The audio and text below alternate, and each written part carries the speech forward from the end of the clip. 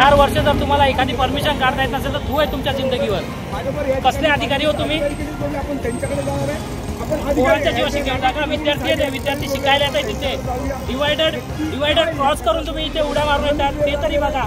एखादा आणि एक जीव गेलाय टँकर खाली येऊन इथे, त्याची भरपाई कोण देणार? त्याच्या कुटुंबाला कोण पोचणार? एखाद्या विद्यार्थ्यांच्या जीवाची वाट बघताय का? जीव जाण्याची वाट बघताय का तुम्ही? शेकडो विद्यार्थी ते शिकतायत या शाळेमध्ये। 4 वर्ष एखादी शाळा तुमच्याकडे पाठपुरवठा करते आणि ते सुद्धा तुम्हाला एक छोटंसं डिवायडर, तुम्हाला 15 फुटाचा डिवायडर नाही काढू शकत तुम्ही? अशी कुठली इतकी मोठी प्रोसिजर आहे? देशाचं भविष्य बोलतो आपण त्या विद्यार्थ्यांना आणि त्यांच्या जीवाशी आपण खेळायचं का? ठाण्याचे आयुक्त, उपायुक्त, सार्वजनिक बांधकाम मुख्य अधिकारी तसेच अनिल पाटील, आताचे सुधीर गायकवाड, माने सर, प्रभाग समितीचे आयुक्त, गेले सर्व वाहतूक पोलीस निरीक्षकांनी देखील आपल्याला डिवायडर हटवण्याचे लेटर दिलेले आहे। तसेच वाहतूक पोलीस निरीक्षकांनी महापालिकेला पण लेटर दिलेले आहे की मुलांच्या जीवाला धोका आहे आणि ते लवकरात लवकर महापालिकेने डिवायडर हटवावा। पण वाहतूक पोलीस निरीक्षकांचाही लेटरच्या कोणत्याही प्रकारे महापालिका त्याचा कारवाई करत नाही।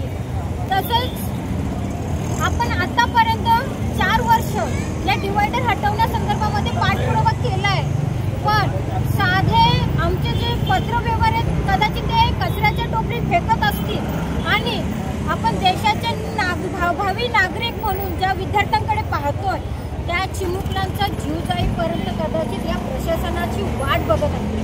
दबाव तंत्राचा वापर होतो, दबाव तंत्राचा नक्कीच इथे वापर होतोय, पण प्रशासन नक्की झोपलाय का की झोपलेल्याचं नाटक करताय का? की आज एवढे 4 वर्ष आम्ही कायद्याच्या पद्धतीने संविधानिक आणि निवेदनाद्वारे त्यानंतर एक प्रकारे प्रभाग समितीपासून ठाणे महापालिकेपर्यंत जेवढेही पत्र व्यवहार केले साधा त्याचा रिप्लाय देखील दिला जात नाही। आज आंदोलन होणार होतं हे देखील आम्ही पत्र दिलेलं होतं, पण ॲटलिस्ट त्यांनी आंदोलन करू नका, आम्हाला वेळ द्या या संदर्भात देखील चर्चा देखील केली नाही की फोन सुद्धा आला नाही। जेव्हा आम्ही रस्त्यावर बसतो आंदोलन करण्यासाठी तेव्हा पोलीस प्रशासन सांगतोय करू नका, पोलीस प्रशासन मध्यस्थी करतोय आंदोलन करू नका, आपण पुढे काहीतरी करू, आम्ही तुम्हाला बसू, या पद्धतीने पोलीस प्रशासनाने उत्तरं दिली।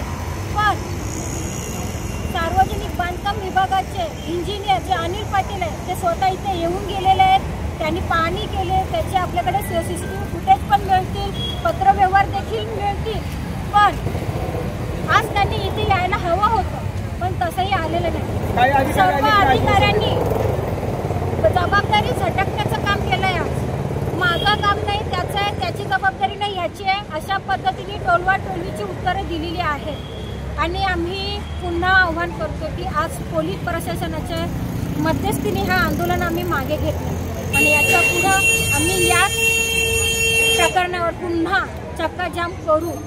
आता तरी प्रशासनाने डोळे उघडा आणि या चिमुकल्यांच्या पाठीशी उभे राहा। ते विद्यार्थी शाळा सुटल्यानंतर डिवायडरच्या वरून उड्या मारून जात आहेत। आज सर्वांना माहिती आहे की हा डिवायडर TMCचा रस्ताही इथे झालेला आहे आणि 5000 लोकवस्ती इथे आहेत, तर त्या हिशोबाने डिवायडर आणि इथे जेवढेही डिवायडर हे सर्व चुकीच्या पद्धतीने तयार केलेले आहेत। प्रशासनाने काय आश्वासन दिलंय का? अधिकाऱ्यांनी आश्वासन दिलंय की आपण सार्वजनिक बांधकाम विभागाचे जे इंजिनियर आहेत आणि आयुक्त आहेत त्यांच्याशी चर्चा करू, फक्त चर्चा करू, अजूनपर्यंत फुल अँड फायनल काही सांगितलेलं नाहीये। म्हणजे ठोस असं आश्वासन दिलेलं नाहीये। ठोस असं आश्वासन दिलेलं नाहीये। म्हणजे पुढील भूमिका काय असेल? आमची पुढील भूमिका असेल याच पद्धतीने जर आयुक्त साहेबांनी आपल्याला कोणत्याही प्रकारे जर कॉपरेट केलं नाही तर आम्ही पुन्हा चक्काजाम करू।